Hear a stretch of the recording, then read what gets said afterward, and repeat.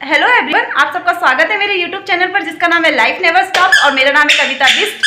आज हम घूमने जा रहे हैं और आज का ब्लॉग बहुत ही ज़्यादा इंटरेस्टिंग होने वाला है क्योंकि हम सारी की सारी मम्मियाँ बस अपना सारा घर का काम निपटा के अपने बच्चों को तैयार करके और खुद भी तैयार होकर निकल गए घूमने के लिए। अक्कू को मैंने ये पहनाया है और एक जोड़ी कपड़े मैंने इसके लिए अंदर रखे हैं, बाकी इसकी पानी की बोतल ये सारी चीज़ें मैं लेके जा रही हूँ। मैं इतना बड़ा बैग लेके जा रही हूँ आज क्योंकि इसमें बहुत सारी चीज़ें हैं और आगे से और चीज़ें इसमें डलने वाली है। कहाँ जा रही हो? नमस्ते कैसे करते हैं? नमस्ते और बाय कर दो, बाय कर दो। पूरा बने रहना क्योंकि ब्लॉग बहुत इंटरेस्टिंग होने वाला है क्योंकि आज बच्चे और मम्मी दोनों ही बहुत मस्ती करने वाले। हमेशा की तरह आज भी हम इसका ही इंतज़ार कर रहे हैं इसके घर के बाहर खड़े होकर क्योंकि इसका ये रोज़ का है और हमेशा का है कि हम कहीं भी जा रहे हैं पर ये कभी टाइम से नहीं आएगी। भले ही ये सुबह 7 बजे आके हमें उठा लेती है बिस्तर से कि उठो उठो आज चलना है और हम उठ के अपना सारा काम कर लेते हैं, पर इसका पता नहीं क्या रहता है यार। उसकी वजह से ना हम सबका मूड लास्ट में ख़राब हो जाता है। अभी काजल का तो मूड हो रहा है कि मैं कपड़े ही चेंज कर दूँ कह रही है अबे चल यार कपड़े चेंज कर, इसका रोज का है।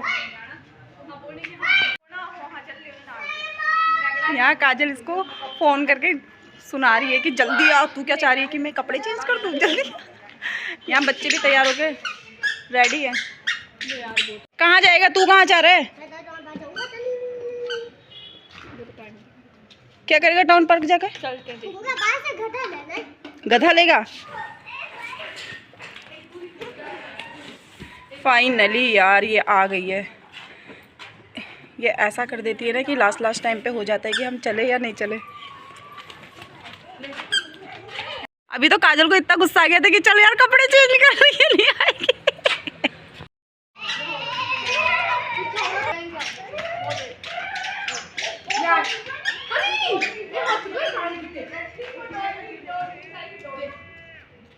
वो उसका बच्चा उससे ज़्यादा खतरनाक है। उसने हाथ पता नहीं कहाँ से इतने काले कर दिए कि वो घर गई है उसे धुलाने के लिए और गारंटी है कि वो 1 घंटे से पहले आएगी नहीं। फिर उसके बाद काजल को गुस्सा आएगा। तो हम सीधे ऑटो पकड़ते हैं और चलते हैं और इसे लोकेशन भेज देंगे कि तू यहाँ पहुँच जा, हम यहाँ आए। फाइनली हम जा रहे हैं सूरजकुंड मेले में जो वर्ल्ड फेमस है। यहाँ के लोग बोल रहे हैं कि उसका नाम है, तो हम देखते हैं कि कैसा है। चलिए चलते हैं और हम फर्स्ट टाइम जा रहे हैं तो आप बने रहना ब्लॉग में। यहाँ पर से हमें ऑटो को बुक करना पड़ेगा तो हम वेट कर रहे हैं ऑटो का और जैसे ऑटो मिलता है तो हम निकलते हैं मेले के लिए।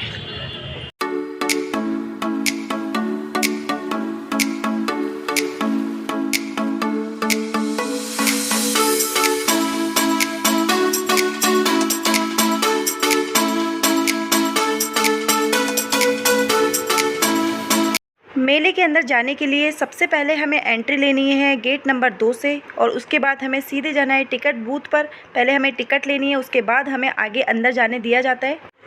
और यहाँ पर एक टिकट एक पर्सन की टिकट का पैसा है 180 रुपीज़। हमें 3 टिकट लेनी थी तो हमने पे किया 540 रुपीज़। टिकट लेने के बाद पहले हमें अपने टिकट को चेक कराना पड़ता है इस तरह से। जब वो चेक करते हैं और कंफर्म करते हैं तभी हमें अंदर जाने दिया जाता है। टिकट चेक कराने के बाद हमें एंट्री लेनी है गेट नंबर 2 से। एंट्री लेने के बाद यहाँ पर छोटे छोटे स्टॉल लगे होते हैं और यहाँ पर जितने भी स्टॉल होते हैं वो सारे के सारे हैंडीक्राफ्ट सामानों से भरे होते हैं जो बहुत ही खूबसूरत लगते हैं। मेले में जो भी हैंडीक्राफ्ट सामान थे वो थोड़े मुझे एक्सपेंसिव लगे। आप लोग ब्लॉग में बने रहिएगा क्योंकि आगे चलते चलते जितने भी स्टॉलें हैं आप लोग ब्लॉग में बने रहिएगा क्योंकि मेले में जितनी भी स्टॉल्स लगे हैं इनमें जितने भी प्रोडक्ट हैं तो उन प्रोडक्ट के बारे में मैं आपको बताते रहूँगी और प्रोडक्ट के प्राइस भी मैं आपको मेंशन करूँगी। तो आप मुझे बताइएगा कि ये जो प्राइस हैं अकॉर्डिंग प्रोडक्ट के रीज़नेबल हैं या नहीं, क्योंकि मुझे थोड़ा एक्सपेंसिव लग रहा था यहाँ पर।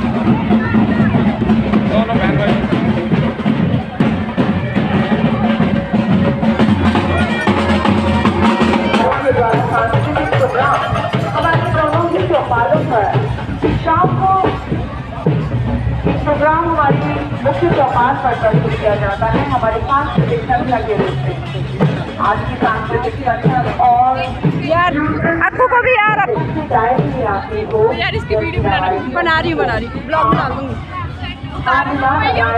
हो सकता है वो भी विस्फोटक सामग्री हो अब तो बैठेगी, जा बैठ जा। यहाँ पर जो आपको स्टॉल्स दिख रहे हैं इनके प्राइस थे 500 रुपीज़, तो ये मुझे थोड़ा सा एक्सपेंसिव लग रहा था। पर ये लोग बहुत दूर दूर से अपने हैंडीक्राफ्ट सामान को लेकर आते हैं, तो मुझे लगा उसके वजह से भी ये थोड़ा एक्सपेंसिव हो सकता है, क्योंकि सभी सामानों की क्वालिटियाँ A1 थी और प्रोडक्ट्स काफ़ी अच्छे थे। ये तो तुम्हारा हिमाचल लग रहा है, मुझे पता है। यहाँ पर यार हम लोग कुछ लेकर चलेंगे जिससे कि याद रहे। तुम्हारा हिमाचल जैसा लग रहा है मुझे यहाँ। ये देख कपड़े ना पसंद। मैं हिमाचल गई लग रहा है, तो मुझे यहाँ पर ना पूरी हिमाचल वाली फीलिंग आई थी। पूरा का पूरा टच यहाँ हिमाचल का था, तो मुझे ये पूरा हिमाचल लग रहा था। और मेरे जो दोस्त थे वो भी हिमाचल के ही थे, तो उनको तो बहुत ज़्यादा पसंद आया। यहाँ पर ऐसा लगा उन्हें कि हम अपने गाँव पर आ गए। ऐसी चीज़ लेकर चलो कि जिससे याद रहे। ये जितने भी आपको यहाँ पर डेकोर के सामान दिखाई दे रहे हैं, इनकी स्टार्टिंग प्राइस 300 से थी। उसके बाद ये बढ़ते जा रहे थे, पर स्टार्टिंग प्राइस इनका 300 था। हाँ बाबा।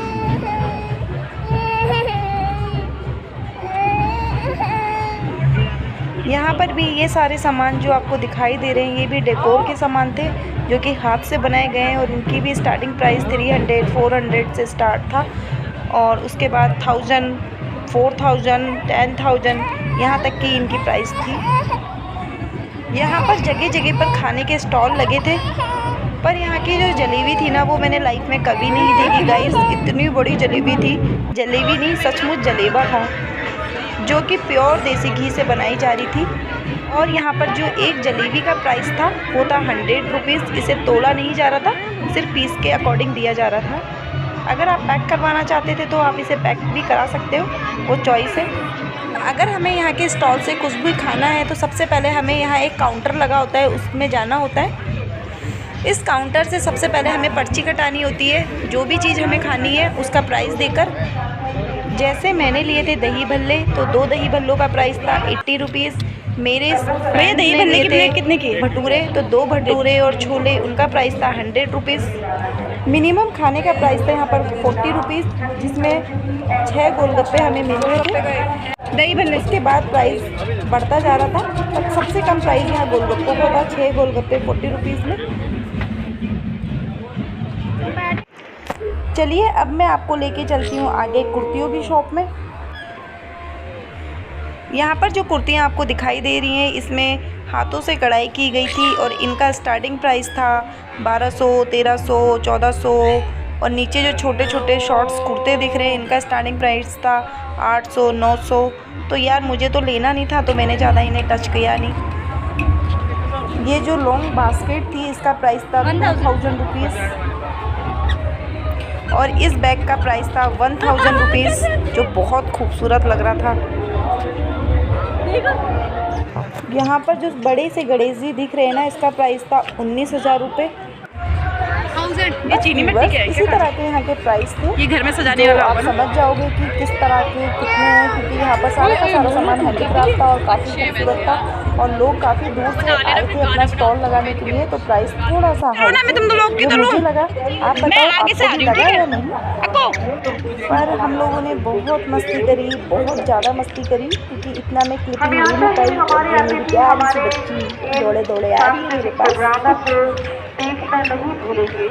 ओके व्यूअर्स, तो आप ब्लॉग में बने रहो, मेले का एंजॉय लो, देखो कैसा है, और कोशिश करो कि आप लोग भी इस मेले में जाओ, क्योंकि अभी ये टाइम है इसमें। ये 19 मार्च से 4 अप्रैल तक लगेगा, तो अगर आप नहीं गए हो अभी तक तो आप जाओ। और हाँ, ब्लॉग में बने रहना, क्योंकि आगे आपको कुछ इंटरेस्टिंग दिखने वाला है। और इंटरेस्टिंग चीज़ है कि आपको ये पता चलेगा कि मैं टीवी पर कैसे आई। पकड़ो पकड़ो इस बच्चे को, पकड़ो।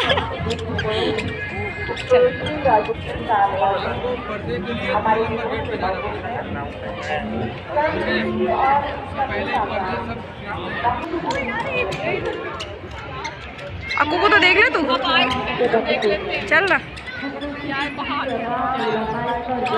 ओ मेरी दुनिया।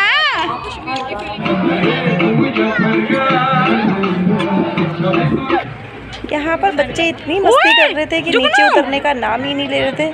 बहुत ऊपर चढ़ रहे और नीचे फिसल रहे, ऊपर चढ़ रहे नीचे फिसल रहे। हम इनको पकड़ पकड़ के परेशान। इनको बहुत ज़्यादा खुशी मिल रही थी।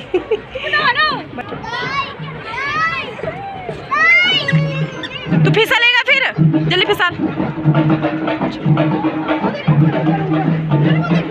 यहाँ पर लोग जो भी अपना स्टॉल लगाकर अपने सामान को बेच रहे थे, वो लोग यहाँ पर मेंशन कर रहे थे कि ये सामान कहाँ से, मतलब वो कहाँ से आए हैं और किस प्रदेश से या किस राज्य से वो अपना सामान बेच रहे हैं। जैसे कि आप ऊपर देख सकते हो, किसी किसी जगह मैंने ये वीडियो में क्लिप ली है। जैसे ये देखिए पानीपत,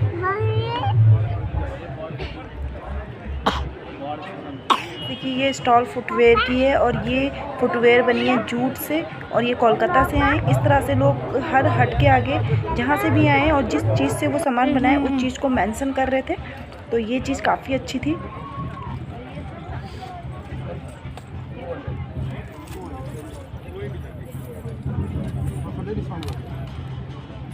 लास्ट में हम आए बच्चों के लिए झूले की तरफ। हमने सोचा बच्चों को थोड़ा एंजॉय कराते हैं, तो इन झूलों का प्राइस है 50 रुपीज़। 20 मिनट्स में ये लोग 50 रुपीज़ बच्चे को झूले में झुलाते हैं। ये प्राइस काफ़ी मुझे ठीक लगा, तो हमने भी झुलाया अपने बच्चों को अलग अलग झूलों में।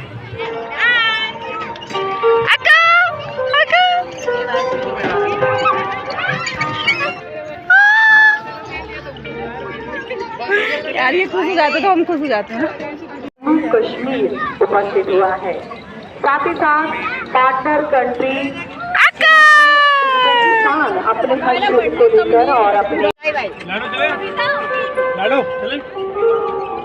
मुझे ऐसे मत उठाओ तो नहीं।